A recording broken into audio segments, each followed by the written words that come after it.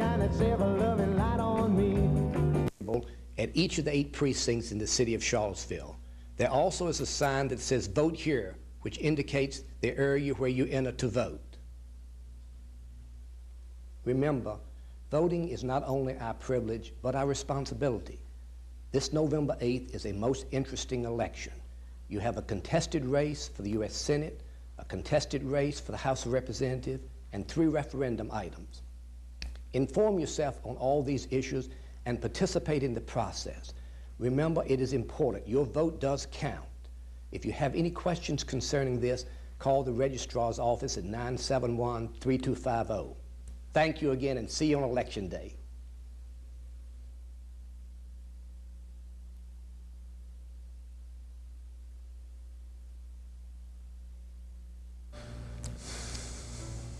When Albemarle County voters go to the polls this November the 8th to vote, they'll find something very different.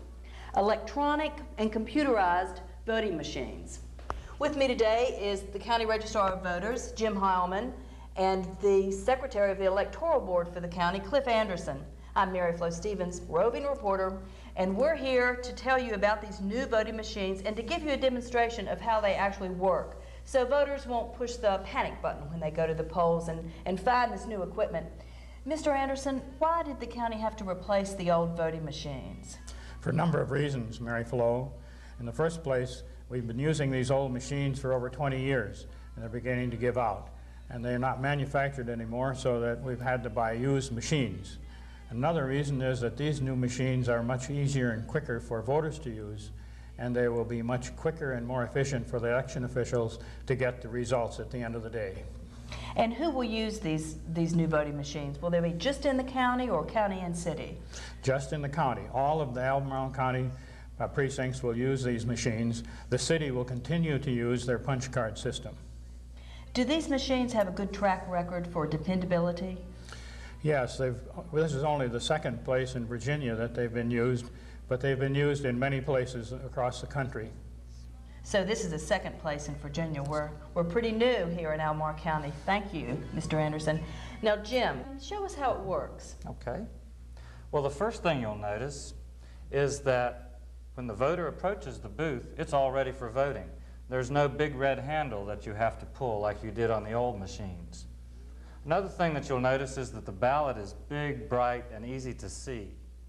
Now, this is not the real ballot for Albemarle County. This is for demonstration purposes only.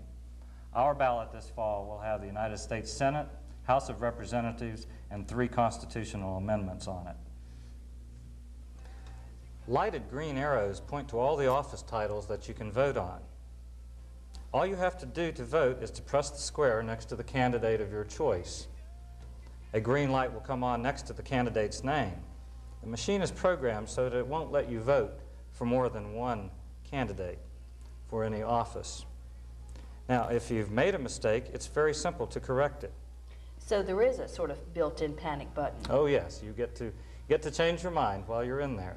To change your mind and vote for somebody else, all you need to do is press again on the square where you mistakenly voted. That candidate's light will go off. You've punched his lights out. That's right.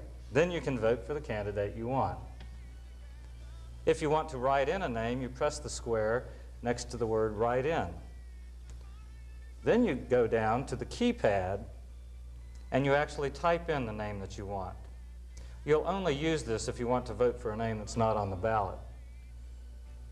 Now, when you're voted on all the offices or questions you want to, you simply press the bright yellow button at the bottom of the machine labeled "Cast Vote." The lights will go off and you'll hear an electronic chirp from the machine. That tells you that your votes have been recorded and you're all done for another election. I like that little electronic chirp. It sounds a little bit like the Peter and the Wolf flute music. But Jim, tell me, can people in wheelchairs get to these machines? Can they use them? Certainly. It has a tilt-down feature just for wheelchairs. Mr. Anderson will show you that. The wheelchair can ride right up into the machine. Well, as you know, I've worked as a city election official before, and I know how they get the results from the printed ballots, but how will this machine give the election officials the results? Well, it's fast and simple. A turn of a key in the back of the machine will tell the machine to print out all the results for that election. That's going to mean that we will get the results much faster, easier, and more accurately than we have in the past. So there's actually a printer in this computerized voting machine, and it sounds like Albemarle County voters are going to have a new experience this year when they go to the polls. Thank you, Jim, for coming down, and Mr. Anderson, and explaining all this to us. Albemarle County voters should have a much simpler time voting this year. It'll be faster for everyone, and the polls open from 6 a.m. till 7 p.m. That's November the 8th, so everybody, I think, should have enough time to vote. I've been with you, Mary Flo Stevens, your roving reporter, and remember to vote on November the 8th.